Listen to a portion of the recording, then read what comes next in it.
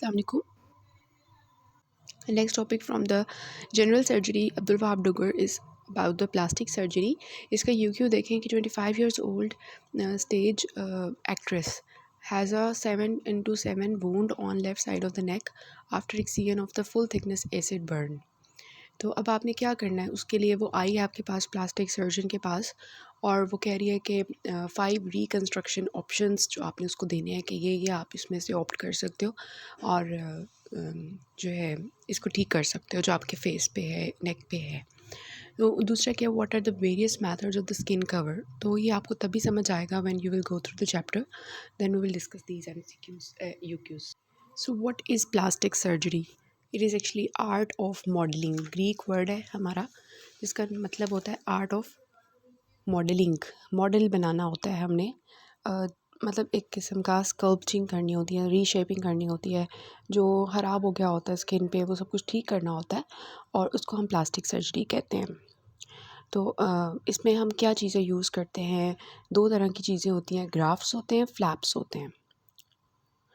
अब जो skin cover है वो या तो हम जो ग्राफ्ट लेते हैं वो स्प्लिट, नीचे लिखा हुआ है स्प्लिट स्किन ग्राफ्ट लेते हैं, मतलब कि हमने स्किन का थोड़ा सा हिस्सा उतारना है. स्प्लिट थिकनेस स्किन ग्राफ्ट या फुल थिकनेस स्किन ग्राफ्ट, मतलब हमें स्किन का पूरा स्किन का ले लेना है. Epidermis, dermis, hypodermis, full thickness ले लिया. या फिर हम क्या करेंगे, ग्राफ्ट नहीं यूज़ करेंगे, फ्लैप यूज़ करेंगे. सो what is graft, what is flap, वो अब हम डिस्कस करेंगे. सबसे पहले graft. So what is graft. Graft और फ्लैप में जो मेजर डिफरेंस आता है ना, वो ये होता है कि ग्राफ्ट की अपनी ब्लड सप्लाई नहीं होती, इसलिए मैंने ऊपर लिख दिया है. और फ्लैप जो है उसकी अपनी ब्लड सप्लाई होती है. तो graft is a tissue that is removed completely from one side of the body and is applied to the other side of the body. समझ आई? पेशेंट की अपनी बॉडी में से लिया, मतलब कि या तो पेशेंट की अपनी बॉडी से लिया या पेशेंट किसी और पर्सन से लिया या हमने एनिमल से लिया, वो हम देखते हैं कौन से ग्राफ्ट्स होते हैं. लेकिन हमने क्या करना है कि एक बॉडी के पार्ट से उतारना है और दूसरी बॉडी के पार्ट पे लगा देना है. दूसरी बॉडी जिस पे लगाना है उसको चाहिए होगा ना, वहाँ पे कोई प्रॉब्लम होगी जिसकी वजह से हम लगा रहे हैं, वहाँ पे स्किन डैमेज हुई होगी किसी फॉर्म में तो हम लगा रहे हैं. So graft is a tissue that is removed completely from one side of the body, completely, समझ आ रही है ना, completely from one side of the body and is applied to other side of the body and it is separated from its blood supply. ये इसका major difference है जिसको differentiate करता है, that it is not a flap, it is graft के it is separated from the blood supply. उसकी blood supply आपने ले लेनी है, ब्लड सप्लाई के बगैर उठाना है. तो उसके लिए ना ये देखें, हमारी आपको पता है ये साइड पे बनी हुई है एपिडर्मिस, आपको दिखाई हुई है, फिर आपको डर्मिस दिखाई हुई है. आपको एपिडर्मिस के अंदर जो है ये हेयर फॉलिकल्स नज़र आ रहे हैं, ये देखें हेयर फॉलिकल है और बाकी ये ग्लैंड्स पड़े हुए हैं, सारे सेबेशियस ग्लैंड्स हैं और इसके अंदर ब्लड सप्लाई है. ठीक है, इसमें ब्लड वेसल्स होंगी, इसमें नर्व्स होंगी डर्मिस वाले एरिया में. तो ग्राफ से समझ आ रही है कि हमने जो ग्राफ निकालना है उसकी ब्लड सप्लाई हम नहीं लेंगे, मतलब वो जो डर्मिस के अंदर ब्लड वेसल्स हैं उनको वहीं पे छोड़ेंगे और ऊपर से ग्राफ्ट ले लेंगे. फिर यहाँ पे आपको दो तरह के दिखाए हुए हैं, split thickness and full thickness. क्या समझ आ रही है स्प्लिट थिकनेस में? स्प्लिट थिकनेस में हमने देखें थोड़ा सा हिस्सा लिया हुआ है ऊपर वाला, और फुल थिकनेस में हमने क्या किया हुआ है कि सारी थिकनेस ली हुई है. वो भी हम देखते हैं इसका डिफरेंस. तो ये चीज़ आ जाती है. तो अब साइड पे लिखा हुआ है कि it depends on placed on healthy vascular bed for its revascularization. Obviously जहाँ से ये हमने ग्राफ्ट लेना है वहाँ पे तो हम ब्लड नहीं लेंगे, ब्लड सप्लाई नहीं लेके आएंगे. तो जहाँ पे हम इसको फिट करेंगे वहाँ पे ब्लड सप्लाई होना लाजमी है, फिर ही ग्राफ्ट काम करेगा ना. ठीक है, for example this is the donor site and this is the recipient site. ठीक है, तो हमने क्या किया, हमने डोनर में से जो स्किन का हिस्सा उतारा है उसकी ब्लड सप्लाई नहीं है.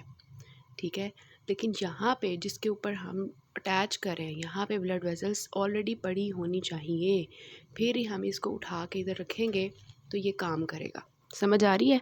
जहाँ से लिया जा रहा है वहाँ पे ब्लड नहीं लिया जा रहा, जहाँ पे प्लेस किया जा रहा है वहाँ पे हेल्दी वेस्कुलर बेड होना चाहिए फॉर रीवेस्कुलराइजेशन। ये इसका बेसिक है। आपको अगर चैप्टर में सबसे पहले कोई बात पता होनी चाहिए तो ये पता होनी चाहिए कि ग्राफ्ट जो है वो ब्लड सप्लाई नहीं लेके आता, जहाँ पे हम इसको देते हैं डोनर पे वहाँ पे वास्कुलर बेड होना चाहिए फॉर रीवेस्कुलराइजेशन। फिर ग्राफ्ट हम किस किस चीज़ का ले सकते हैं? हम स्किन का ले सकते हैं, बोन का ले सकते हैं, विजरा का ले सकते हैं। अब इसकी क्लासिफिकेशन अकॉर्डिंग टू ऑरिजिन है, ये आपको पहले समझ आ रही है। ऑटोग्राफ्ट मतलब एक पर्सन है, ये पर्सन है और उसकी अपनी ही बॉडी में से लाइक टांग में से हमने स्किन का हिस्सा उतार के उसके फेस पे लगा दिया। So this is what autograft transfer from one part of the individual's body to another part of the same person. This can be skin graft, this can be bone graft, ठीक है। लेकिन अगर identical twins के दरमियान में लिया जा रहा है कि ये है और इसका दूसरा भाई भी जो है वो है आइडेंटिकल ट्विन है, तो अगर हम इसका ये जो इसका भाई है आइडेंटिकल ट्विन है उसमें से हमने ग्राफ्ट निकाल के इसके अंदर रखा है तो दिस इज़ आइजोग्राफ्ट, ठीक है। सो ऑटोग्राफ्ट अपने अंदर से लिया, आइजोग्राफ्ट अपने ट्विन भाई से लिया या ट्विन बहन से लिया। आइडेंटिकल जो है आइडेंटिकल ट्विन्स की बात की जा रही है। उसके बाद एलोग्राफ्ट मतलब सेम स्पीशीज़ से लिया गया। सेम स्पीशीज़ मतलब कि एक इंसान से दूसरे इंसान में, होमोसेपियंस में से, ठीक है, transfer between individuals of same species. For example liver, kidney, किसी की किडनी हम किसी को दे देते हैं, किसी की लिवर हम किसी से कहते हैं हम आपको देंगे अपनी किडनी, हम अपना लिवर देंगे, ठीक है। तो ये क्या होता है? एलोग्राफ्ट होता है। और जीनोग्राफ्ट क्या होता है कि डिफरेंट स्पीशीज़ से, मतलब हम किसी एनिमल से कोई चीज़ उतार के ले लेंगे, but it is obviously in the experimental phase, not used these days. उसके बाद हम बात करते हैं स्किन ग्राफ्ट की सबसे पहले, ठीक है। स्किन ग्राफ्ट मतलब कि segment of skin that is completely separated from it's normal bed. Donor side क्या है? Normal bed. वहाँ से हमने कम्प्लीटली सेपरेट किया और उसको न्यू एरिया पे ले गए जो कि रेसिपेंट एरिया है। इसको हम दो पार्ट्स में डिवाइड करते हैं, split thickness skin graft and full thickness skin graft. अब यहाँ पे वो आपको बताएंगे कि what is split thickness and what is complete जो है फुल थिकनेस। तो आपको पहले भी पता है, देखें, अगर हम सारी की सारी एपिडर्मिस निकाल लें और डर्मिस का कुछ हिस्सा निकालें तो दिस इज़ स्प्लिट थिकनेस।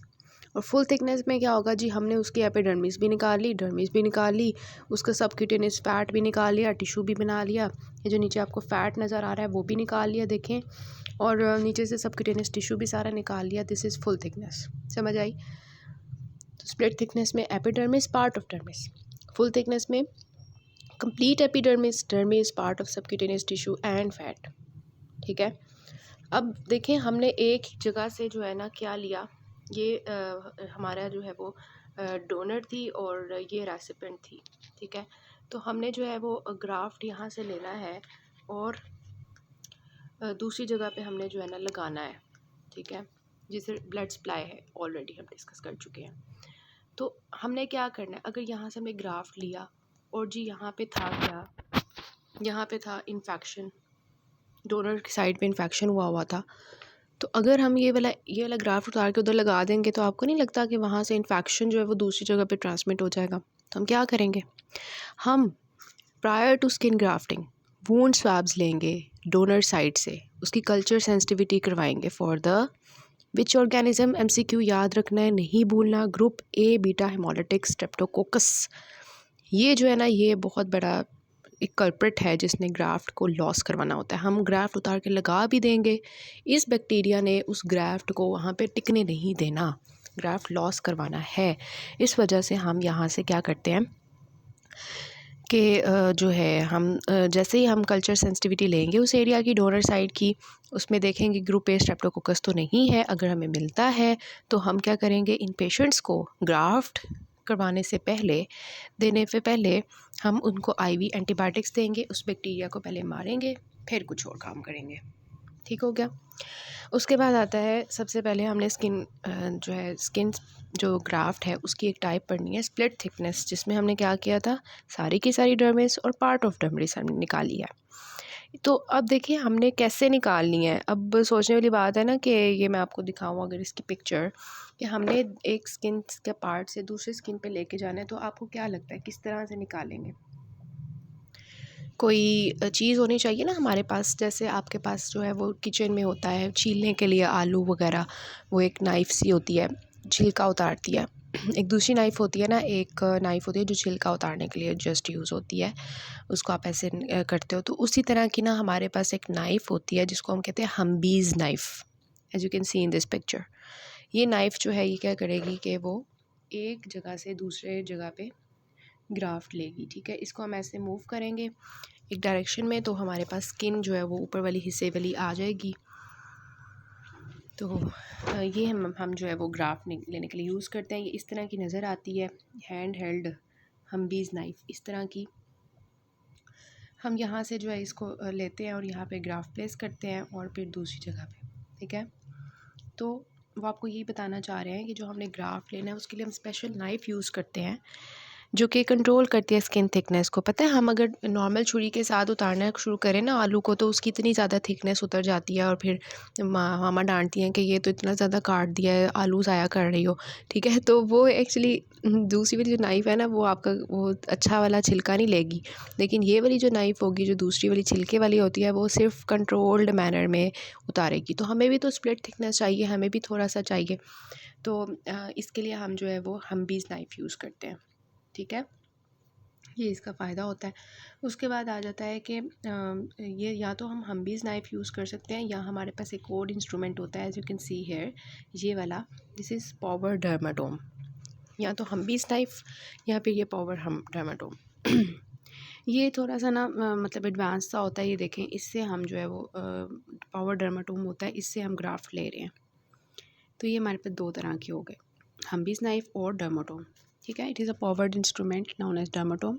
ये भी स्प्लिट थिकनेस लेगा और आपने एमसीक्यू के लिए याद रखनी है कि कितनी थिकनेस हम लेंगे, 0.25 मिलीमीटर्स, ठीक है। अब डोनर साइड्स हम जो यूज़ करते हैं वो हम कौन से यूज़ करते हैं कि कहाँ से हमने ग्राफ लेना होता है। यहाँ पे आपको कौन से डोनर साइड नज़र आ रहा है, ये वाली पिक्चर में फिगर 3 में, दिस इज़ थाई, ठीक है।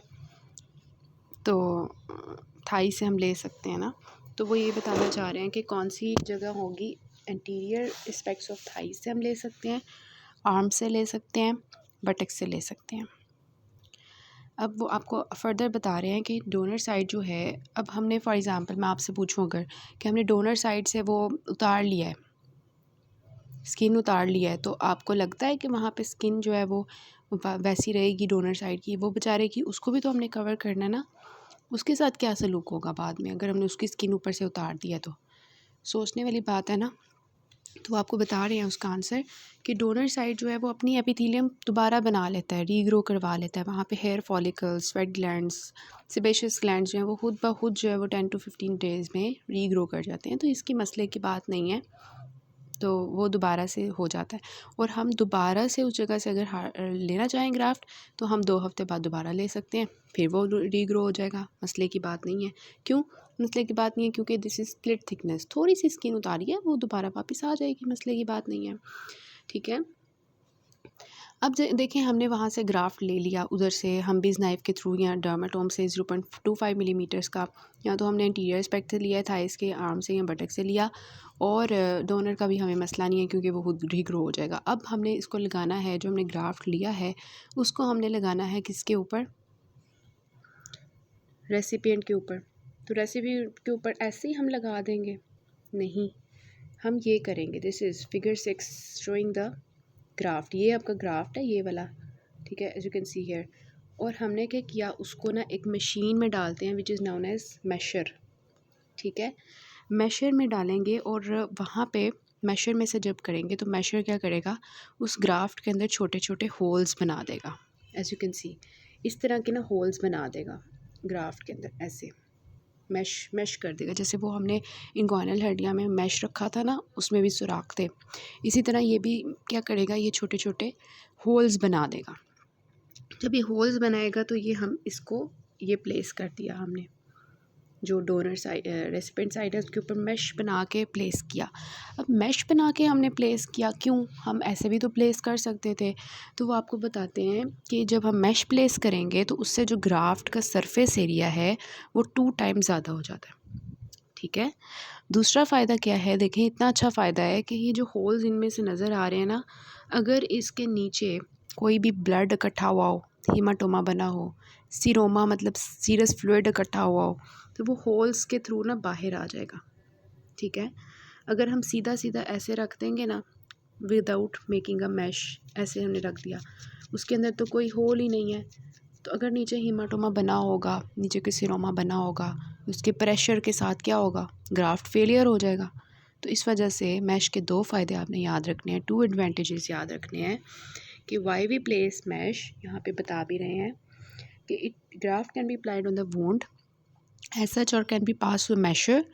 या तो हम ऐसे ही रख देंगे, यहाँ पे मैशर के थ्रू पास करेंगे, वो क्या करेगा, मल्टीपल लॉन्गिट्यूडनल होल्स बना देगा। फ़ायदा क्या है मैश प्लेस करने का, surface area of the graft increase हो जाएगा और हीमाटोमा और सीरोमा जो है वो रिमूव हो जाएगा इन होल्स के थ्रू, अगर वो बन गया होता है। ठीक है। अब जी हमने हमने मैश प्लेस कर दिया, तो जी ऐसे ही प्लेस कर देना है, वो टिक जाएगा उधर? नहीं। यहाँ देखें क्या लग रहा है कि मैश प्लेस किया हुआ है और ये क्या नज़र आ रहा है, ये साइड्स पे स्टिचेस नज़र आ रहे हैं। तो ये हमने सूचर्स के थ्रू जो है उसको सूचर्स यूज़ किए हैं। ठीक है। या तो हम जो है वो सूचर्स यूज़ कर सकते हैं या स्टेपलर यूज़ कर सकते हैं और फिर उसके ऊपर ड्रेसिंग प्लेस कर देते हैं। समझ आ गई किस तरह से हमने ग्राफ लिया और किस तरह से प्लेस किया। उसके बाद जो है वो बता रहे हैं कि अब हमने अगर स्टोर करना है, ठीक है, मतलब हम चाह रहे हैं कि वो पेशेंट हमारा अभी नहीं आया और वो कह रहा है कि मैं ना थोड़ी देर बाद आऊँगा, आप ग्राफ्ट लेके रख लें, तो उनको स्टोर कब करेंगे? तो स्टोर कर सकते हैं हम 4 डिग्री सेल्सियस पे 1 महीने के लिए तकरीबन। दिस इज़ ऑल्सो MCQ, क्योंकि वो ख़राब हो जाएगा अगर ऐसे रखा होगा। उसके बाद वो कह रहे हैं कि skin graft will not survive on tissues with limited blood supply. हम पहले बात कर चुके हैं लिमिटेड ब्लड सप्लाई किन की है, कार्टिलेज, टेंडन, नर्व। तो इनके ऊपर हम प्लेस करेंगे भी, तो इनके अंदर क्योंकि ब्लड सप्लाई इतनी अच्छी नहीं है और ग्राफ्ट को तो वैसे ही ब्लड सप्लाई चाहिए होती है, तो ये किसी काम के नहीं है, इसके अंदर हम प्लेस नहीं कर सकते। ठीक है। उसके बाद हमने बात कर लिया स्प्लिट थिकनेस ग्राफ्ट्स, हमने देखा कि वो क्या होते हैं और हम किस तरह से लेते हैं डर्मोटोम और हम्बीज़ नाइफ़ के थ्रू किस तरह से प्लेस करते हैं और उसके बाद हम उसको जो है वो छोड़ देते हैं, वहाँ पे स्टिच कर देते हैं। ठीक है। अब आ जाता है full thickness graft. Full thickness graft को हम क्या कहते हैं, वुल्फीज़ ग्राफ्ट। अब इसमें क्या होती है, एपिडर्मिस, सारी की सारी डर्मिस, सबक्यूटेनियस टिश्यू और फैट और जितने भी स्किन एलिमेंट्स होते हैं सारे आ जाते हैं, hair follicles, fat glands, blood supply भी अपनी लेके आता है ये इवन। तो ये जो है ना चीज़ होती है इसमें। ठीक है।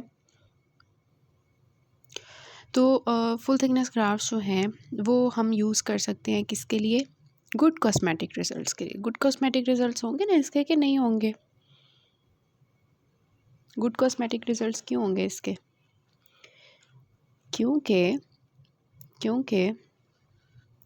ये जो है क्या कर रहा है, इतनी अच्छी स्किन लेके आ रहा है, इतनी फुल जो है कलर की लेके आ रहा है, मतलब कि फुल थिकनेस लेके आ रहा है, तो ऑब्वियसली जो है गुड कॉस्मेटिक रिजल्ट्स है ना, तो इस वजह से हम इनको फेस पे यूज़ करते हैं, क्योंकि फेस जो है वो कॉस्मेटिकली वैसे ही अच्छा लगना चाहिए हर फीमेल को या मेल को।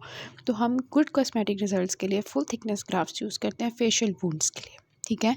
डोनर साइड्स क्या होते हैं, इसके थोड़े से ऊपर ऊपर वाला भी होता है, posterior auricular area, super clavicular area and arm and forearm.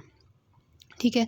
जो पार्शल था उसमें हमने एंटीरियर एस्पेक्ट ऑफ थाई से लिया था और आर्म से लिया था। यहाँ पे हम पोस्टीरियर ऑरिकुलर एरिया से ले रहे हैं और सुपर क्लेविकुलर एरिया से ले रहे हैं। ठीक है। फिर जी हमने ले लिया ग्राफ्ट, उसके बाद हमने जो उसको रेसिपिएंट साइड्स पे जो है वो प्रेशर ड्रेसिंग के थ्रू प्लेस कर दिया। इसकी अपनी ब्लड सप्लाई होती है और ठीक है, और इसको जो है वो जैसे ग्राफ्ट्स को ज़रूरत थी ब्लड सप्लाई की, इसको नहीं होती। अब ये है कि अब ना ये खुद ब खुद नहीं हो सकता रिपेयर। ठीक है। स्पॉन्टेनियसली रिपेयर नहीं करता, क्यों? क्योंकि फुल थिकनेस जो स्किन की है उसको हमने रिमूव कर दिया ना, इस वजह से स्पॉन्टेनियसली ये रिपेयर नहीं हो सकता डोनर साइड्स। समझ आती है इस बात की यार हमने डोनर साइड्स पे से पूरी थिकनेस उतार लिया है, अब तो खुद ब खुद तो वो रिपेयर होगा नहीं, जो कि वहाँ पे हो रहा था क्योंकि वहाँ पे स्प्लिट थिकनेस थी। ठीक है, इस वजह से हम ना स्मॉल साइज़ ग्राफ्ट्स लेते हैं, बहुत ही कम। ठीक है, और जो है इसे और फिर उनको हम कवर कर देते हैं, मतलब कि स्प्लिट थिकनेस ग्राफ्ट लेके ना उसको कवर कर देते हैं कि किसी ना किसी तरह वो हील हो जाए। ये देखें फुल थिकनेस स्किन ग्राफ्ट कितना कॉस्मेटिकली अच्छा लग रहा है ना एज़ कम्पेयर टू दैट। तो ये हमने प्लेस कर दिया। इसका कलर देखें आप ज़रा कैसे स्किन के साथ मैच कर रहा है। ठीक है, फिर आते हैं कॉम्पोजिट ग्राफ्ट्स। ये स्मॉल पीसेस ऑफ टिश्यूज़ होते हैं और उसमें ना एक बात से याद रखें, कॉम्पोजिट मतलब एक से ज़्यादा टिश्यूज़ होंगे इसमें। ठीक है, फॉर एग्ज़ाम्पल अगर किसी को नेज़ल एला जो है उसको रिपेयर करना है तो हम क्या करते हैं, पिन्ना से लेते हैं जिसमें कार्टिलेज भी होता है। ठीक है, और स्किन जो है वो भी होती है, तो वो सारा कुछ उसको कवर कर देता है। ठीक है, क्योंकि नेज़ल एला आपको पता है नाक जो हमारी होती है वो कार्टिलेज से बनी होती है। उसको कवर करने के लिए हम क्या करेंगे, हम कोई ऐसे एरिया से लेके आएंगे ग्राफ्ट जहाँ पे कार्टिलेज भी हो स्किन भी हो, तो हम क्या करेंगे उसको पिन्ना से लेके आएंगे। और फिर मतलब ये है कि small pieces of tissues more than single tissue component applied for reconstruction. ठीक है, उसको कॉम्पोजिट कहते हैं। नर्व ग्राफ्ट भी होता है जिसमें हम सूरल नर्व से लेते हैं, आपका MCQ है। टेंडन ग्राफ्ट भी होता है जिसमें हमारे जो हाथ का होता है टेंडन पाल्मेरिस लॉन्गस टेंडन, उसको यूज़ करते हैं। ठीक है, कौन से फैक्टर्स होते हैं जो ग्राफ्ट सर्वाइवल को जो है ना डिपेंड करते हैं, आप खुद सोचें कौन से हो सकते हैं। ठीक है, हम नेक्स्ट पार्ट से करते हैं।